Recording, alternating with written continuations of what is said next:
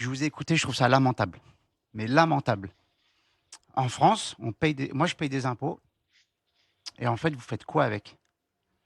C'est ça le résultat. Je vous ai écouté parler, vous me dites la 7e puissance mondiale. J'en ai rien à foutre, excusez-moi.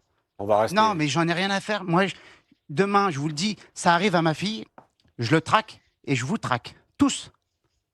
Qu'est-ce que ça veut dire, ça? Je mets les moyens financiers, je traque, je règle le problème moi-même. Vous avez la trouille au plus haut sommet de l'État de faire un référendum concernant la peine de mort. Ces gens-là, on ne touche pas aux enfants. OK? Je ne sais pas en quelle langue il faut que vous compreniez ces choses-là. Il a fallu ça pour qu'en fait, ça fasse un sursaut. Mais jusqu'à quand? Parce que ça va baisser. Ça va baisser. Et il va y en avoir d'autres. Puisqu'apparemment, on a des pédocriminels dehors dans la nature. Et ça choque personne, y compris votre patron premier. Il préfère faire, excusez-moi, une photo avec l'équipe de France alors que ça vient d'arriver au même moment. Et là, quand j'entends c'est son discours on a entendu là, tout à l'heure, mais ce monsieur, il est lamentable. C'est lamentable. Vous avez un comportement, excusez-moi, monsieur, mais ça me donne envie de gerber. De quoi on parle? Pourquoi autant de colère? C'est l'affaire Liana. Donc, qui est Liana? Mais c'est malheureusement une gamine, hein, une adolescente qui a disparu à la sortie du collège et elle a été retrouvée morte. Et ce qui est très choquant dans cette affaire, c'est que le meurtrier présumé, qui est ce fameux Jérôme Barella, eh bien en fait, il est mis en cause dans 2 autres affaires de pédocriminalité, dont une avec des constats médicaux. Et en fait, la justice a été complètement défaillante sur le dossier et ça a mis le feu aux poudres. On regarde la suite de la séquence. Votre collègue, pareil, monsieur Nunes, mais regardez Monsieur, ce qui s'est passé. On va rester dans le respect. C'est le principe du forum. Vous êtes déjà venu.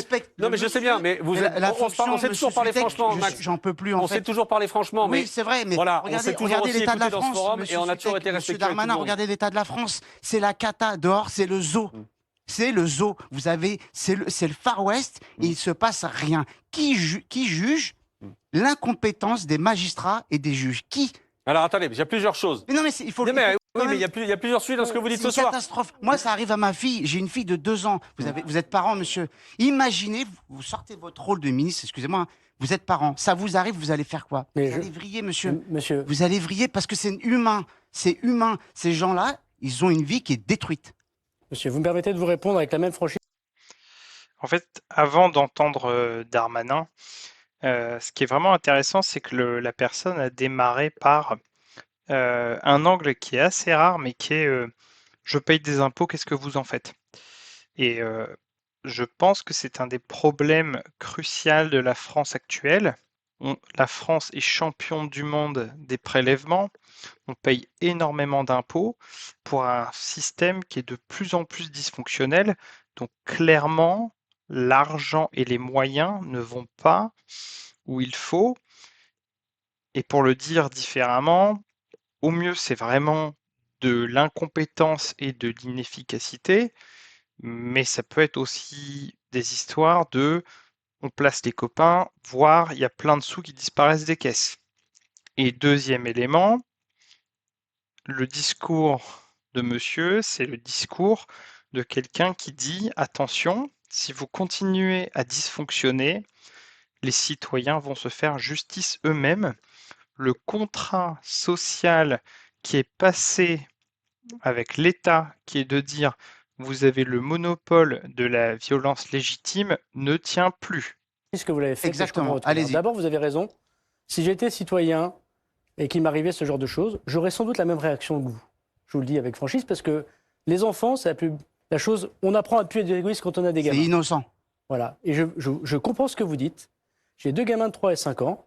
Et quand vous dites on n'est pas courageux, monsieur, j'entends ce que vous dites, mais il se trouve que je suis menacé à la suite de ce qu'on fait sur les narcotrafiquants, et mes enfants aussi vivent sous protection policière parce qu'on veut s'en prendre à eux. Donc j'entends vos arguments, je me permets de vous dire qu'il y a des gens peut-être un petit peu plus courageux que d'autres, et j'entends ce que vous me dites avec colère, mais je ne peux pas l'accepter personnellement, vu ce que je fais subir à ma famille.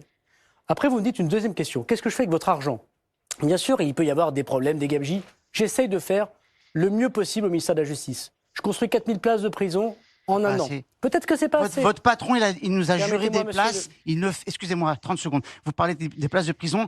Votre patron, qui n'est pas mon président, parce que je ne me représente pas envers ce qu'il dit, il a menti. On en est où dans les prisons? Il préfère dépenser des milliards avec notre argent en Ukraine, mais on ne fait rien en France, sur le territoire. C'est la fête au village dans ce pays. Monsieur, c'est une catastrophe. Vous me posez une question simple. Qu'est-ce que je fais, moi, au ministère de la Justice avec notre argent? Je construis en une année 4000 places de prison. Peut-être que les choses sont un petit peu différentes qu'avant, et je le fais grâce aux moyens qu'on m'a donnés, y compris le président de la République. Bon, alors ça, c'est complètement faux. Il faut le débunker tout de suite, parce que Darmanin, c'est comme tous les autres, il parle très très bien. De toute façon, c'est jamais de leur faute, et eux font tout bien. C'est comme Bruno Le Maire et l'économie. Donc, on reprend. En 2017, le candidat Emmanuel Macron promettait de créer 15 000 places de prison, soit 7 000 places nettes en 2022. Donc ça, c'était pour les promesses, auxquelles s'ajouteraient 8 000 nettes en 2027. Donc les fameuses 15 000. Et donc c'est ça qui est magnifique. Là, on peut lire plus loin. Donc sur les 7 000 annoncés en 2018, seuls 35% avaient été effectivement mis en service.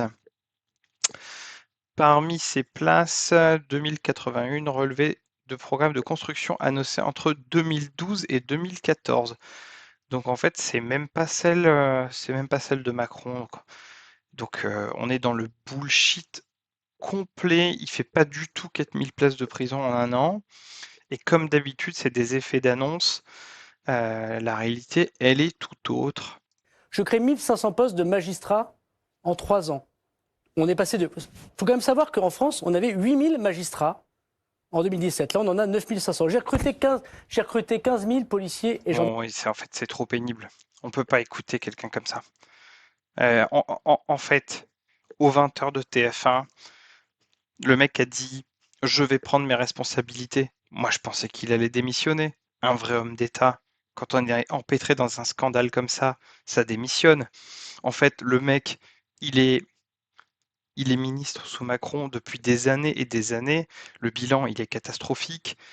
Il n'y a pas un chiffre de monsieur Darmanin qui est bon, peu importe le ministère où il est passé. Donc au bout d'un moment, on accepte qu'on n'est pas fait pour le poste, même si on parle très bien et qu'on met de la poudre aux yeux à tout le monde, et on démissionne. Pour amener un peu de profondeur quand même à l'analyse, j'aimerais vous parler rapidement du taux de mortalité infantile en France par rapport aux autres pays d'Union européenne. Donc c'est des graphes suivant le sexe. Et en fait, vous avez... et pourquoi je vous parle de ça? En fait, c'est un truc qui a été très bien montré par Emmanuel Todd quand il a prédit la chute de l'URSS. C'est que dans les sociétés défaillantes, ce sont les personnes les plus fragiles qui trinquent en premier. Donc, c'est des signes de déliquescence forts. Et donc, finalement, c'est les personnes âgées et les enfants. Et ce que j'ai à vous montrer n'est pas particulièrement reluisant pour la France, hein, peu importe le graphe qu'on regarde, les garçons ou les filles, à savoir que au niveau de la légende, on distingue les pays d'Europe de l'Est en gris, la France c'est le trait noir, la moyenne européenne c'est les pointillés et les autres pays européens c'est en rouge. Et donc ce qu'on peut voir, eh bien, c'est que déjà la courbe en pointillé et la courbe de la France se sont croisées. Donc ça y est, la France est plus nulle que la moyenne des pays européens. Et on peut voir que, in fine, les pays de l'Est ont rattrapé bon an, mal an les autres pays. Donc ça, c'est plutôt bien pour eux. Mais en France, on a les premiers signes d'effondrement. La partie que j'ai coupée, c'est la partie où Darmanin explique que quand même, il y a les magistrats qui font très très bien leur job, hein, alors certainement, mais on a aussi ce genre de cas.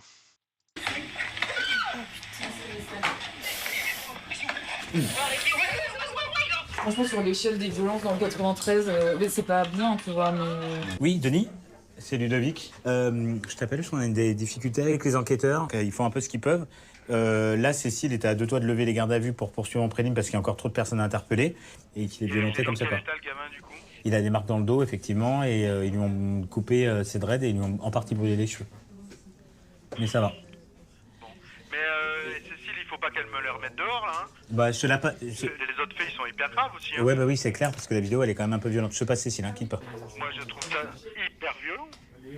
Ouais, mais moi je crois que je suis complètement insensibilisée peut-être. Ouais, non, je laisse pas sortir ces gamins en disant on vous reconvoquera plus tard, quoi. C'est la fille qui est enviolée, là? Oui. Enfin, on peut pas la laisser sortir du commissariat sans rien en lui disant Je comprends. on vous reconvoquera. Hein. Elle a quel âge? Elle est née en 2009, donc elle a 14 ans. 14 ans? Elle a tout juste 14 ans. Enfin, moi, je serais plutôt favorable à l'ouverture d'une info Ok. pour la victime, qu'il faut que ça ait un sens quand même. Ok. Et puis pour l'ordre public aussi. Oui, oui, oui. On en est quand même là. Hein. Donc là, on a une magistrate. Alors, j'espère que ça n'est pas représentatif, mais quand même. Là, il y a quelqu'un qui se fait rouer de coups au sol, on lui tape dans la tête avec le pied, et on vient de nous dire, ouais, mais bon, en fait, moi j'ai l'habitude, hein, le 93. Mais ça veut dire quoi? Il se passe quoi dans le 93 en fait? Dernier témoignage pour bien se rendre compte de là où on va. Touchez à mes enfants, vous touchez à mes enfants, vous êtes mort. C'est fini. C'est terminé. Vous pouvez déjà, dans votre tête, réserver, je sais pas moi, un cercueil ou j'en sais rien. Mais vous vous rendez compte à quel point c'est terrible de dire ça? C'est terrible. Mais c'est terrible de le faire, j'en parle Maxime, même pas. vous savez... Donc là, pour moi, le journaliste, il est vraiment hors sol. Il comprend vraiment pas là où on se dirige, mais ça me surprend pas parce que le niveau des journalistes en France est vraiment calamiteux. Donc là, il est en train de lui dire non mais attendez, vous pouvez pas vous faire justice vous-même. Et on revient exactement au cas qu'on a commenté plus tôt, c'est-à-dire que la justice est tellement défaillante, elle n'est pas seule, hein, les pouvoirs politiques n'ont clairement pas aidé. Macron premier en tête. Mais le résultat, c'est qu'encore une fois, le contrat qui lie l'État au peuple est en train d'être rompu. Et on a ça ici sur la justice avec l'affaire Liana, mais on commence à avoir les mêmes effets sur l'immigration. On l'a dans tous les pays européens où la population commence à s'embraser vis-à-vis de l'immigration galopante qui a été imposée par les élites. Les amis, on va s'arrêter là. N'hésitez pas à vous abonner pour soutenir la chaîne. Je pense qu'avec la présidentielle qui arrive, on ne sera jamais assez nombreux pour commenter le réel et essayer de redresser ce beau pays qu'est la France. C'était l'Obs. Ciao.